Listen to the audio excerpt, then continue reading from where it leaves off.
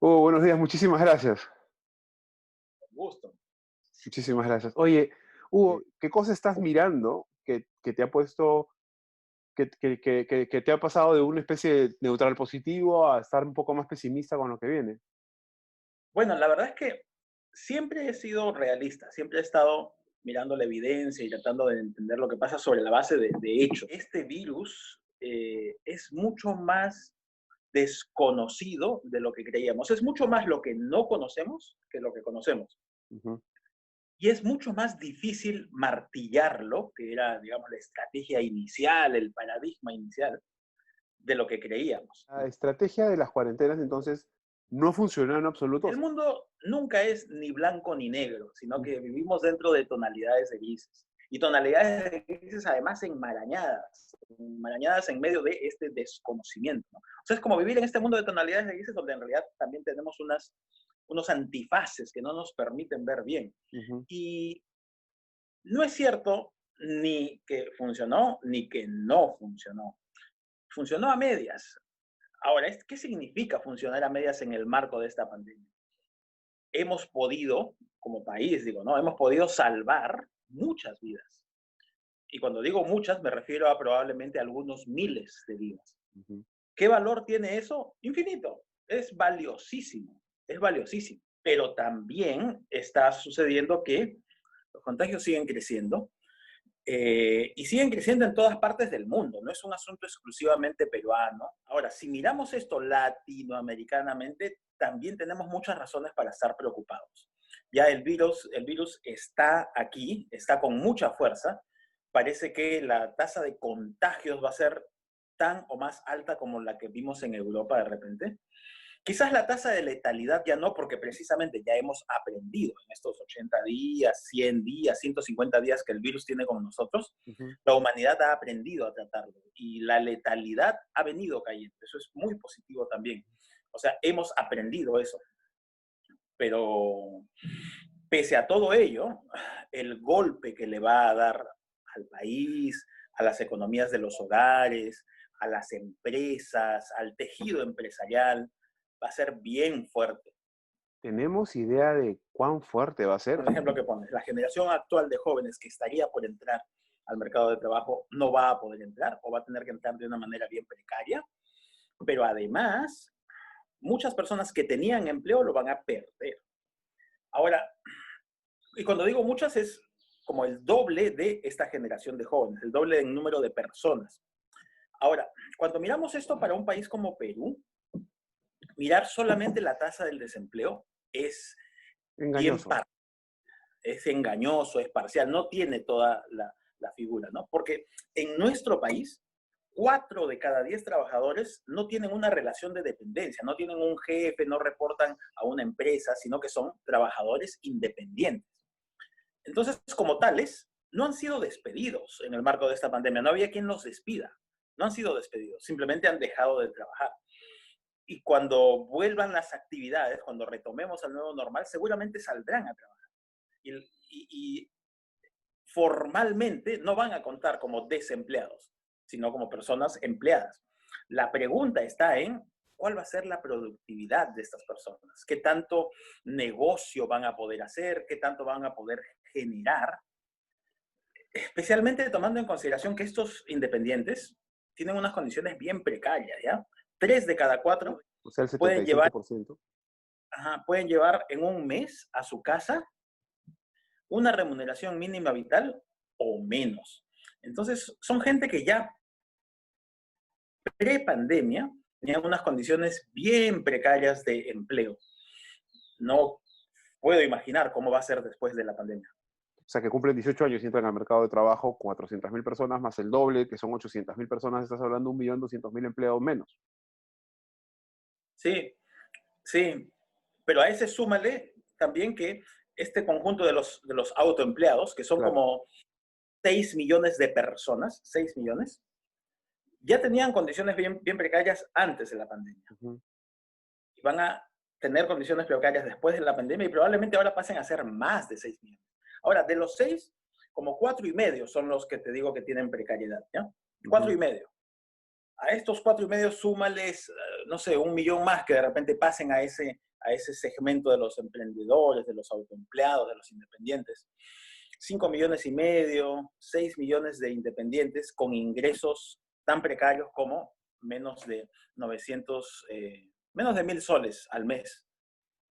Va a estar bien difícil. La reactivación económica vista desde arriba es que se abra las calles y que la gente empiece a consumir de nuevo, ¿no es cierto? Por ahí, la actividad económica va a caer,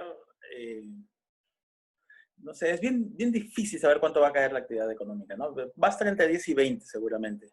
Ahora, si es que no continúa esta cuarentena, ¿no? Y entonces el tamaño de los mercados va a reducirse así. Ahora, esto va a tener impactos según sectores bien diferentes, ¿no?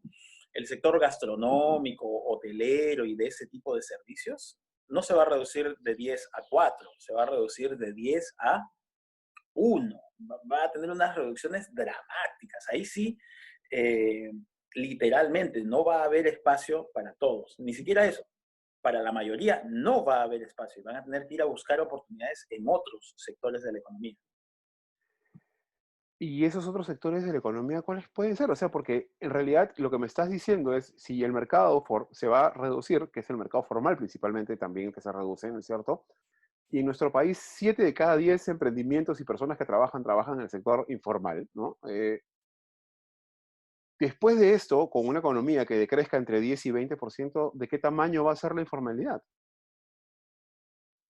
Puede que crezca un poco más, pero ya no mucho más. Es que probablemente también estemos muy cerca de un techo. Ya más informalidad es casi imposible, ¿no? Aunque no sé, este país siempre nos sorprende y podemos tener... Pero déjame decirte esto. Lamentablemente digo, tenemos esta válvula de escape que es el emprendedurismo, los emprendimientos, el ser su propio jefe, ser un emprendedor. Y esto típicamente es irse a los sectores comercio y servicios. Así como te decía que 4 de cada 10 trabajadores son independientes, resulta que 4 de cada 10 trabajadores también trabajan en los sectores comercio y servicios. Entonces, estos sectores y este tipo de empleo terminan siendo refugios, espacios de refugio, donde va gente que no consigue empleo en sectores más productivos o empleo dependiente, y entonces, plum, arman un negocio, arman una oportunidad. Y les llamo de refugio también porque su productividad es mucho más pequeña. El BID tiene unas estimaciones que dicen que un trabajador es productivo como uno en una empresa con 5 o menos trabajadores, como uno. Pero si este mismo trabajador tú lo mueves a una empresa grande de 100 o más trabajadores, su productividad se multiplica por 16. Imagínate la brecha, es enorme. O sea, se puede multiplicar por 16 la productividad de cada trabajador si es que les diéramos cabida en las empresas más grandes, más productivas, con mayor capacidad de usar capital y tecnología, ¿no? Entonces, por ahí también está parte de nuestro entrampamiento. Optar por la solución fácil de ir a los servicios, ir a los comercios, ir al autoempleo, al emprendedurismo. Optar por la solución fácil es también negarse la posibilidad de ser más productivos en un mediano largo plazo. Necesitaríamos un sector empresarial lo suficientemente grande como para atraer este empleo donde existe una brecha de productividad tan grande, pero también a la altura del reto, porque no es gratuito, no es gratuito que hoy los peruanos quieran decir, oye, yo prefiero ser mi propio jefe, yo quisiera no ir a la empresa grande esta que me va a explotar o no me va a tratar bien, no va a ser justa conmigo, ¿no? Entonces también necesitamos un sector empresarial grande con una mayor conciencia de que los beneficios se pueden distribuir mejor. Si es que la productividad se multiplica por 16, hay un espacio tamaño 16, no, pues no es justo ni correcto que las empresas traten de quedarse con los 16. Ni con Hay un 15. o 15 de los 16, para Claro, ser porque más preciso. si se quedan con 15 de los 16, entonces mejor eres taxista, ¿no es cierto? Que es lo que sucede con 40% de la población, ¿no? Entonces, sí es cierto que tiene que haber un mejor reparto de los beneficios de este crecimiento. Y el espacio por excelencia para repartir mejor la bonanza micro hacia bienestar, la bonanza macro, perdón, hacia bienestar micro, es justamente los mercados de trabajo. Los hogares generan 80% de sus presupuestos trabajando.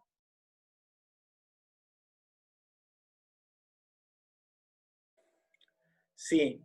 Bueno, 30 años atrás tuvimos que estar en una hiperinflación y estar realmente muy, muy mal para entender la importancia de la disciplina macro, la disciplina fiscal, todo esto, ¿no? De repente, esta es la oportunidad de aprender que además de esa disciplina macro y de todo ello, hace falta también invertir en la gente, ¿no? De repente, este es el momento en que estamos aprendiendo todo eso.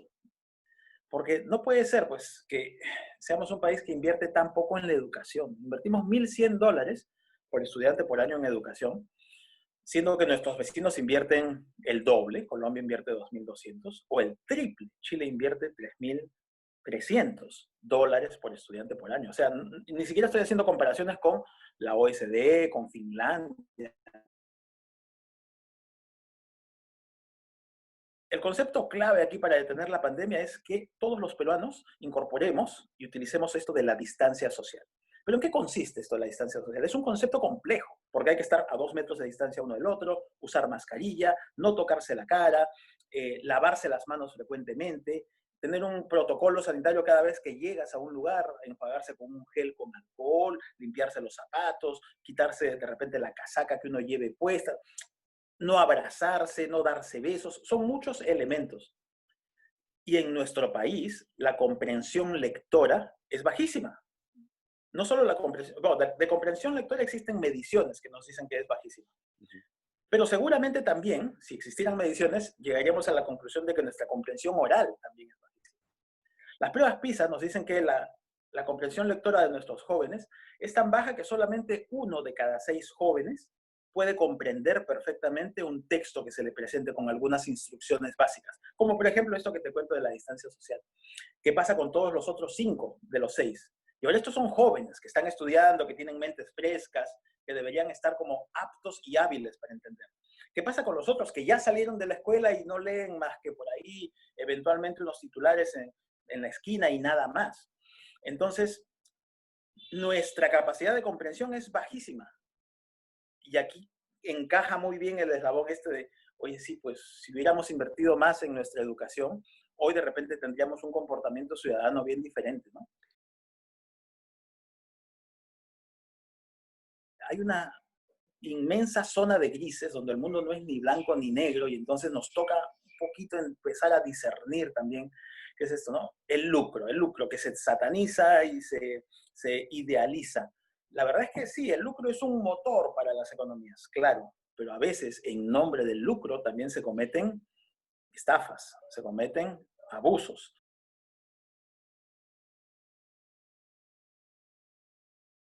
Y eso es lo que tiene que pararse, ¿no? Eso es lo que tiene que de alguna manera limitarse y todo. Pero déjame ir a la primera parte de tu pregunta, que también abre unos espacios bien, bien importantes, ¿no? ¿Qué pasa cuando tenemos un Estado que nos llena de reglas, normas, y a veces que son hasta contradictorias, y son una tras otra multicapas de reglas que acaban resultando un cuadro así ultra barroco de cosas que no entendemos? O sea, primero no entendemos y segundo, si quisiéramos tratar de entender, no vamos a poder cumplir. Ese es nuestro país, esa es la informalidad de nuestro país, donde entonces ya, dado que ni lo entendemos y si lo entendiéramos no vamos a poder cumplirlo, nos hacemos que está ahí, pero operamos de otra forma. Esa es nuestra informalidad precisamente, ¿no? Y el riesgo de eso, de tener cada vez más legislaciones así, normativas así, es que todas las normas ya nacen como letra muerta, al punto que una luz roja en una esquina ya se convierte para nosotros en una señal meramente referencial. Cúmplela si puedes, cúmplela si quieres, porque va a haber un policía ahí que después te hace pasar. Mira al pésimo equilibrio al que nos está llevando todo esto. Que en realidad no es entonces de la legislación, ni es entonces del sistema político, sea de derecha, sea de izquierda, sea de lo que sea, sino de los ciudadanos. O sea, ¿qué tipo de ciudadano estás construyendo O sea, ¿qué tipo de ciudadano estás construyendo que se para frente a una luz roja? Y ya no es, pues, no pases, sino, como dices tú, pasa si puedes, no pases si no quieres, no pases si no puedes. O sea, pasa dependiendo de la hora, pasa dependiendo si hay alguien cerca, pasa dependiendo si hay un policía más allá. O sea, Dios santo. Y eso, de nuevo, ¿no? Es como, hay que echarle la culpa al sistema, hay que cambiar las reglas, hay que cambiar la constitución, hay que cambiar. ¿Realmente va a funcionar? O sea, alguna cosa se va a inventar alguien para sacarle la vuelta a eso en la medida en que no le sea práctico, no le sea útil y no le sea rentable. O sea, el nivel de incertidumbre en un hogar que tiene que buscarse la comida con el día a día, o sea, con el diario. Yo recuerdo en los 90, un taxista me explicaba, por supuesto esto es absolutamente anecdótico, no tiene ningún valor estadístico, pero era importante porque me decía, yo consigo plata en la mañana y con eso voy donde mi mujer a las 11 de la mañana, le doy plata para el diario, ya va al mercado y a las 2 está el almuerzo con la plata que yo le di. Si no llego con los 20 soles, no hay almuerzo, Bueno, ¿no? Y ya, ese nivel de precariedad, de urgencia, promueve un tipo de comportamiento que es ese que tú estás diciendo. ujú, sí, O sea, porque tu sí, costo de oportunidad entre cumplir la regla y quedarte sin almorzar o que tus hijos se queden sin almorzar, aunque no sea una cosa o la otra, se percibe así. ujú, Ya. sí. Entonces ahora la pregunta que viene sí es mucho más compleja en ese sentido. ¿Cómo haces para cambiar eso? Necesitamos ponernos en los zapatos de los otros para comenzar a construir, a comprender sus potenciales, sus necesidades, sus carencias, sus objetivos, sus ideales, y a partir de ello comenzar a construir algo juntos, ¿no? Justo también al inicio de la pandemia se comenzaba a decir, oye, pero ¿cómo es que en estos barrios de las zonas periféricas de Lima la gente sale y no se preocupan, no les importa? Es como si no les importara, era el comentario muy de, entre comillas, Lima moderna, ¿no? Es como si no les importara. Pero parte de la explicación está precisamente en lo que tú acabas de decir. En estos hogares pobres del país, las incertidumbres son tantas, hay múltiples capas de incertidumbre. No sé Claro. si voy a comer hoy, no sé si voy a desayunar mañana, no sé si mis hijos van a estudiar mañana, no sé si voy a tener trabajo, no sé si mi puesto de trabajo va a estar ahí cuando yo vaya siendo independiente. Hay múltiples capas de incertidumbre que añadirle una capa adicional a esa incertidumbre de, oye, no sé si mañana me contagiaré de coronavirus, es una raya más al tigre, es un callo más en una superficie ya súper callosa, ¿no? Hay una imagen que me gusta muchísimo para tratar de entender eso. Es como si estuviéramos en una playa, como si estuviéramos en una playa y hay dos torres, dos atalayas. Y en la cima de ambas torres hay personas que están tratando de comunicarse, pero las torres están lejanas y no se pueden comunicar, no pueden construir nada a partir de ello.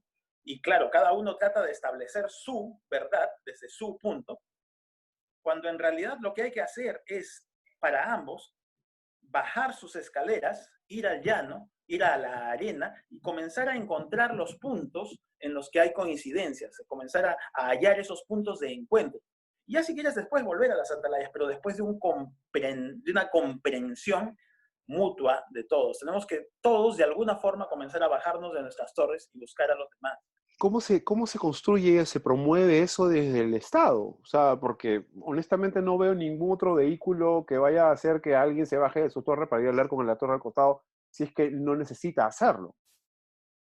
Claro, ahí está. Es que nos toca comprender que cooperando estamos mejor que compitiendo, ¿ya? Y ahí es donde viene este darwinismo que también nos ha invadido bastante las últimas décadas, junto con el mensaje este de la competitividad, de los mercados y la iniciativa individual, venía este mensaje darwinista de que hay que ser competitivo. Y ser competitivo es ser la mejor especie, ser el mejor de tu, tu turba, ¿no? Y para ser el mejor de tu turba había que inclusive bajar al resto para ser el mejor, competir con todos. Y la verdad es que leímos mal a Darwin, hasta a Darwin lo hemos leído mal, porque Darwin no Mm. dice que el más competitivo es ese. No. Parte importante de lo que Darwin dice también es que el más competitivo también es el que mejor sabe cooperar. Eso nos va a servir a todos.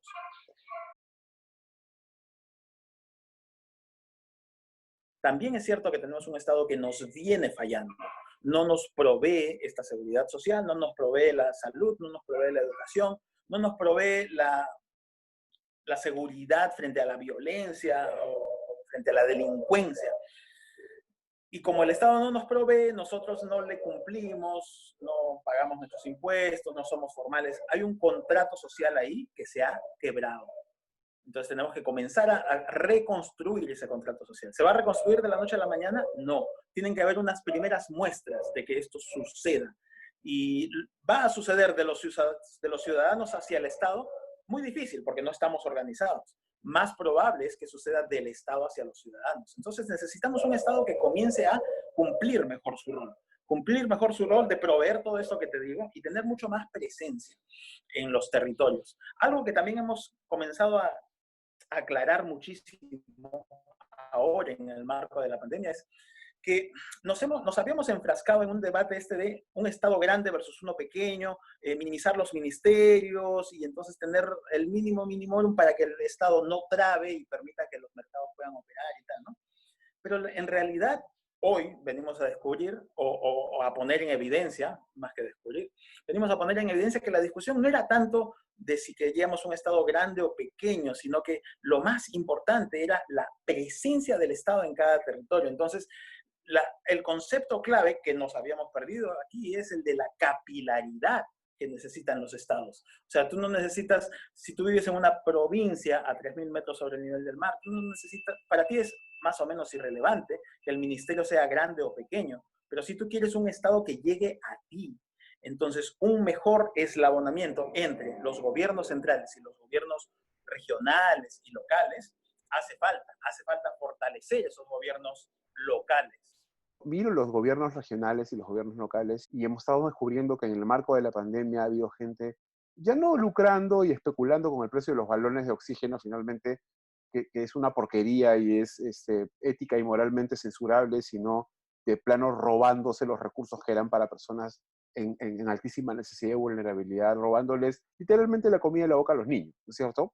Y quedándose con eso. O sea, y lo hemos visto de parte de autoridades, y lo hemos visto de parte incluso en algún momento de policía. O sea, y es como, te destruye un poco el espíritu, esa constatación.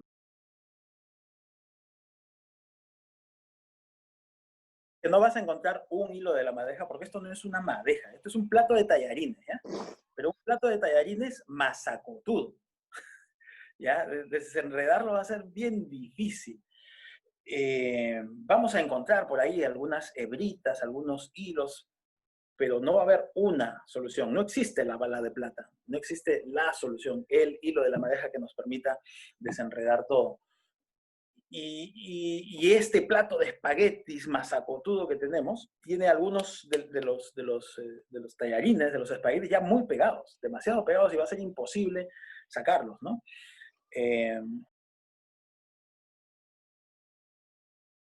Pero por aquí algunas pistas de cosas que creo que tendrían que suceder, ¿ya? Uno, hemos atomizado en el papel la descentralización y los gobiernos locales, al punto tal que hoy tenemos ya cerca de 2.000 municipalidades distritales. Un país de 30 millones de personas necesita esos 2.000 municipios distritales, es una primera pregunta a plantearse, o en todo caso, si es que fuera a tener esos 2.000 municipios distritales, ¿qué funciones deben tener? ¿Qué representatividad deben tener? ¿Cómo es posible que conviva un municipio distrital como el de San Juan de Lurigancho, con 1.100.000, 1.200.000 habitantes, con otros municipios distritales que tienen 400 habitantes, 500?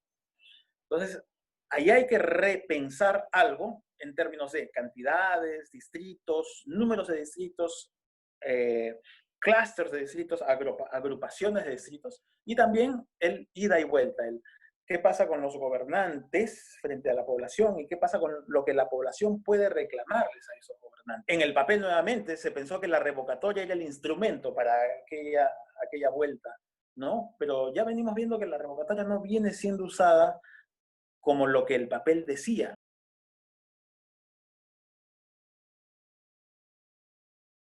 aquí entra precisamente esto que Santiago Levy repite tan acertadamente, ¿no? Muchas veces, muchas de estas políticas están muy bien intencionadas. Claro, porque de buenas a primeras tú dices, sí, pues tú quieres un SIS que cubra a todos, que llegue a todos, que les otorgue un seguro de salud a todos, sin importar qué. Es la buena intención.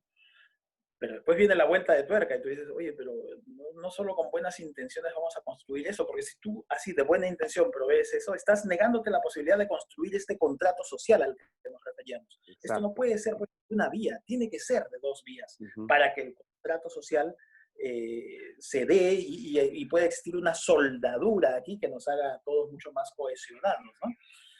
Entonces hay que pensar en eso, ¿no? La buena intención solamente no basta. Por eso es que necesitamos un aparato del Estado también mejor formado, que no solo sean los buenitos que vienen a tratar de hacer el bien, porque a veces tratando de hacer el bien hacen exactamente lo contrario, ¿no?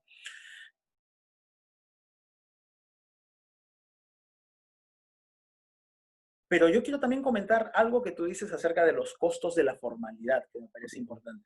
Porque claro, nos hemos centrado en los costos financieros de la formalidad. ¿Cuánto me cuesta? ¿Cuánto pago versus cuánto recibo? ¿Cómo monetizo lo que pago versus lo que recibo? Y esa es una línea de costos o una capa de costos, los costos financieros.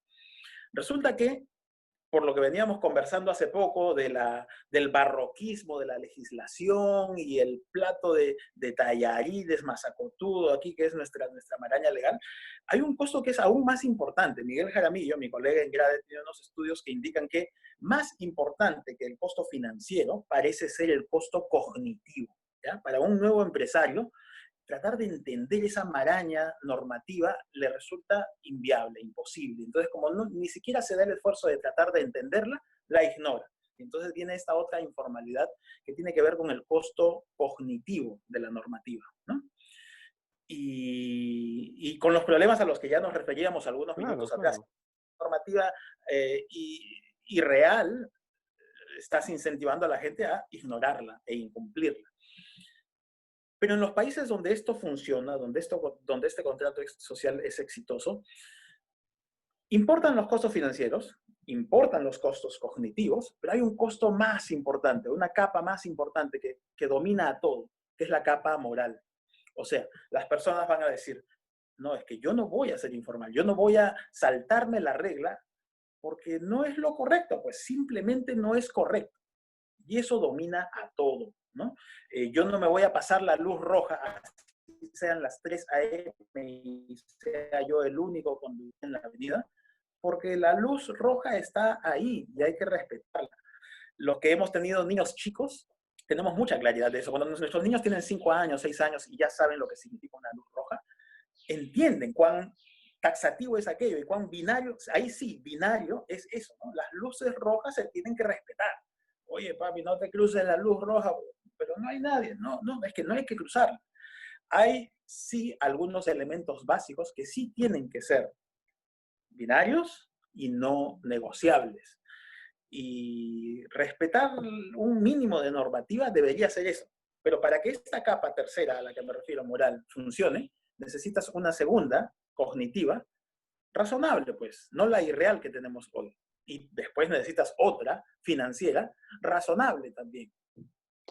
Lo que me acabas de decir está mostrazo, pero es que es como la capa de en medio es brutalmente, aunque no sea la más importante, puede ser determinante, ¿no es cierto? Toma, o sea, tú que no entiendes lo que lees en castellano, toma un libro en chino. Ahora tienes que cumplir todo esto de acá para poder, ¿no es cierto? O sea, es como, no tiene sentido. No, claro, y entonces mira, toma el libro en chino y trata de cumplir. Y como no lo entiendes y no sabes lo que dice, ¿tú qué vas a hacer? Vas a comenzar a ver lo que hacen los vecinos. Y como lo que hacen los vecinos es saltarse la yarda, pues te la vas a saltar también. Ese es un trabajo de Dan Ariely, no sé si estás Exactamente. familiarizado con él, ¿no es cierto? O sea, el, Rational. el- exactamente. O sea, tú terminas haciendo lo que hace el resto porque se normaliza, ¿no? Y después viene uno de afuera y dice, oye, pero eso está mal. No, no está mal, ¿por qué? ¿No es cierto? La mayoría. Oye, muchísimas gracias.